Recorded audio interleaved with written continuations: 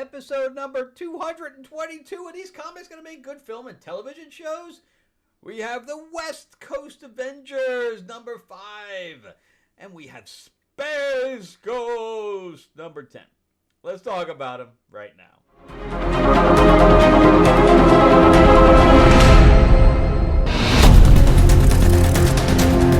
Welcome back to the channel, everyone. Thank you so much for spending time with me as we rant about movies, comic books, and television shows, as well as the occasional board game. I'm your host, Frank Zanca. I'm an award-winning screenwriter, novelist, and comic book writer, as well as a filmmaker.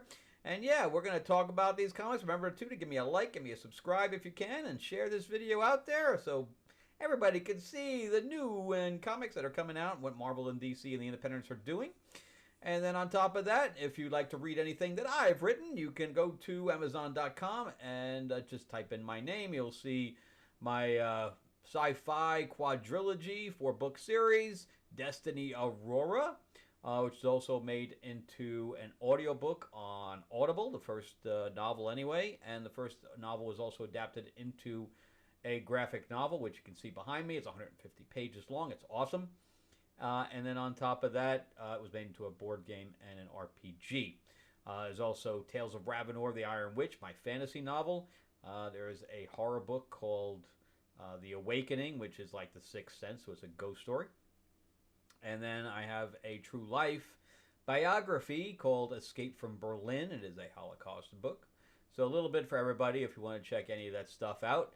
And on top of that, I'm working on a new book and a new comic called Fairy Tales of Terror. It's going to be awesome.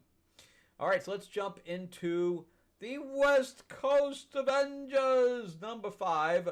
This is the story of Rhodey and Tony deciding that they are going to build their own Thunderbolt. Now, we already have a Thunderbolts book. Now, why do we need a second one called the West Coast Avengers? It's very odd. It's very, very odd. And this is by Jerry Duggan. Jerry Duggan is very, very hit and miss. Very hit and miss. Mostly miss. I did semi-like his Iron Man, mostly because Iron Man's been so bad that the fact that it was semi-decent made it good.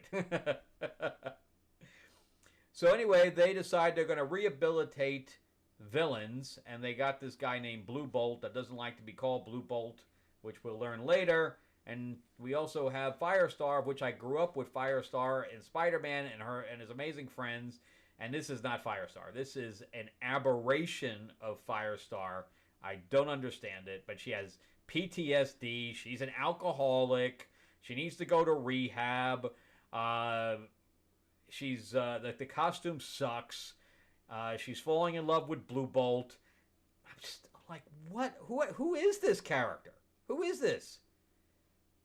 And then we have also on the team Ultron, who somehow divided himself among other Ultrons that all want to do good now. What? And Tony trusts him because he looked at his code for 5 seconds. Meanwhile, the other version of Ultron is taking in people that are part of his cult now. And he grew a pair of wings like an angel, so he's chopping off people's heads and putting them on robot bodies. And it's taking forever to try to deal with this. He's been doing this for like 3 issues so far, and nobody really gives a shit.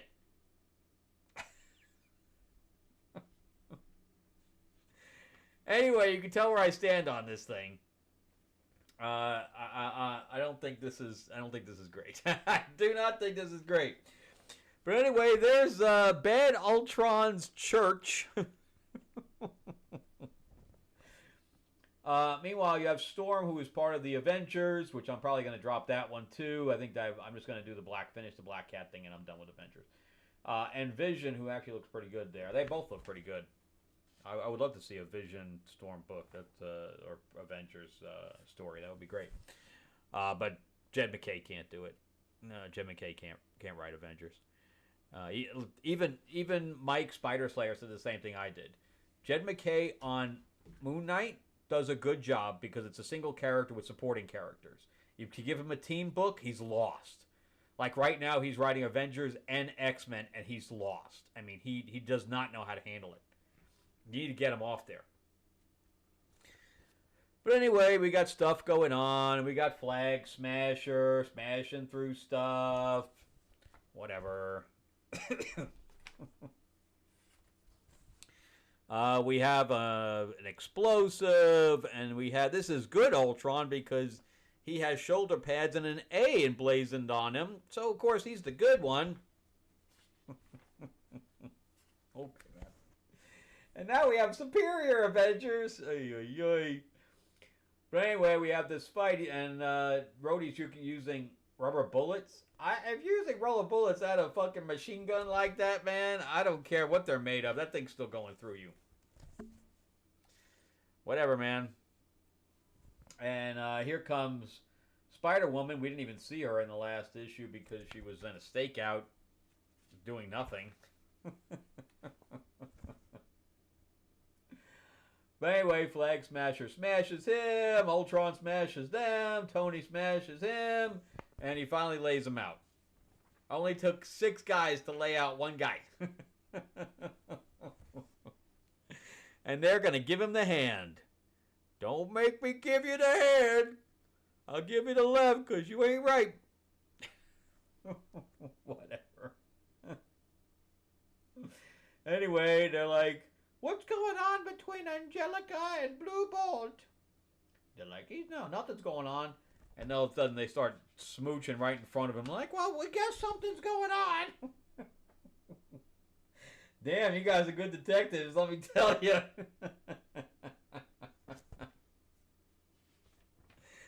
Oh my gosh, she's like, I gotta go to rehab. Of course you do, because you're in a Marvel book and nobody knows what to do with you.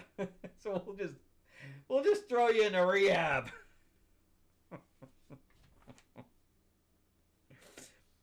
And Blue Bolt's like, I don't want to be called Blue Bolt anymore. I don't know, man.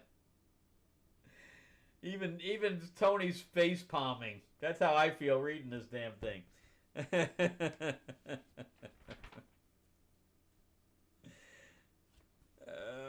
Look at Tony's face there. That's how I felt reading it too. Yeah, my God.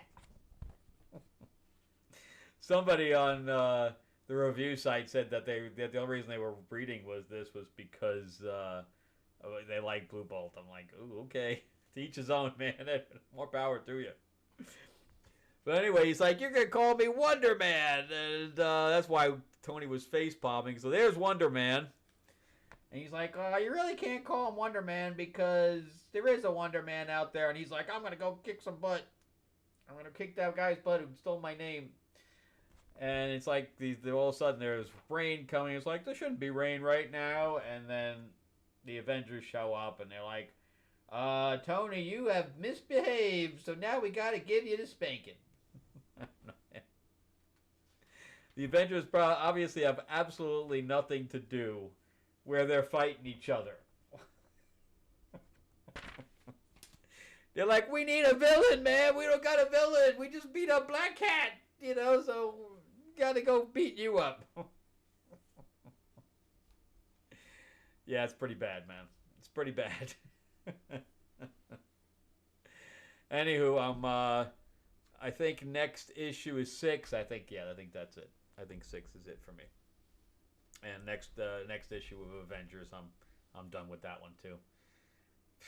I'm done with X-Men. Almost, I'm barely collecting anything. Oh yeah, got my hand. As a casting director, I'm probably going to work with. That I just met tonight. It was a little party, so I went. I didn't have anything to write on, so I wrote it on my hand. Everybody's like, why don't you just put it into your phone? I'm like, yeah, I thought about that, but I didn't do it. I'm a child of the 90s, man. We always wrote on our hand. But anyway, so yeah, there's other independent books coming out that I like, and there's really nothing. Marvel's really not putting out anything that's any good. So I'm swapping out books right and left. The more independents I can buy, the better, as far as I'm concerned. Will this make a good film? doesn't make a good comic. All right, so Space Ghost number 10. So the only thing that you have to know pretty much in what's going on, because these are all very, very self-contained stories within one issue. There's a continuous arc of Space Ghost basically being the parent to the kids, That's all you really need to know. Otherwise, there's nothing. There's nothing special here. There's nothing connected. Not special. Nothing connected, because the book is special, but there's nothing connected. So we start out with this guy who is working on this invention, and all of a sudden this figure appears in the middle, and it looks like Space Ghost, but it's not. And we'll explain that in a second. But anyway, he goes and says, "You're this professor, and you do all these bad things, blah, blah." And the guy's like, "I just came up with that today." And he fries him. He fries him. He's gone. He's like, "Well, you won't be putting that together." So we find out this guy's from the future. And we have this Dr. Ivan guy who's about to put a rocket into space. But the other guy wants to stop him. So there's Space Ghost over there, and the kids are all they're on a stakeout, staking this place out, making sure everything's okay.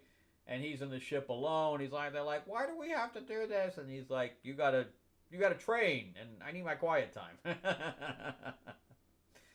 But anyways, the Shadow Spectre or Space Spectre comes through. That's his name, Space Spectre. Comes through to stop Ivan from launching this rocket. And I don't know if it was some kind of a satellite or whatever. I don't know the use of it. But there is some kind of a payload in it, because that gets mentioned later.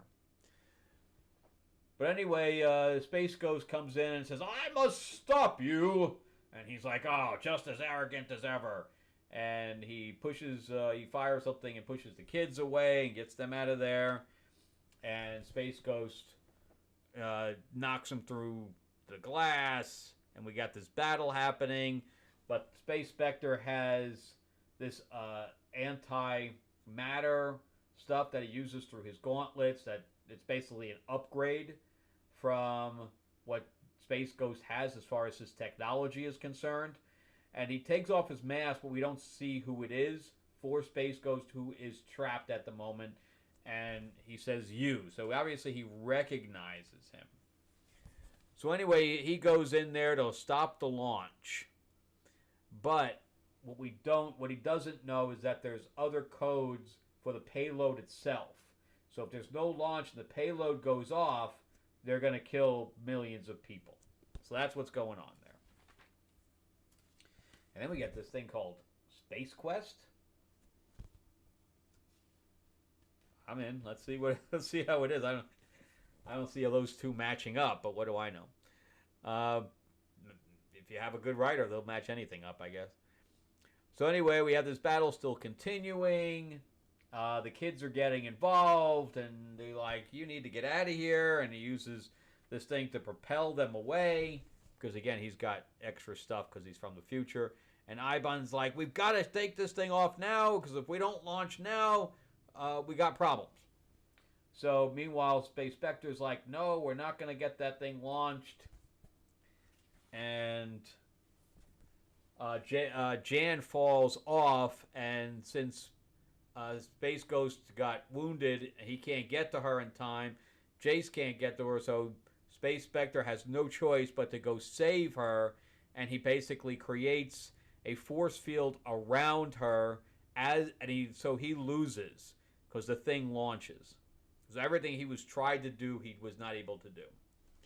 So anyway, she takes the mask off and realizes it's actually Jace from the future, and he says, I couldn't watch you die again." So apparently she dies in the future, and he says, "Then all I can do, since I failed, is offer you a warning." And I think that's the end. But anyway, yeah.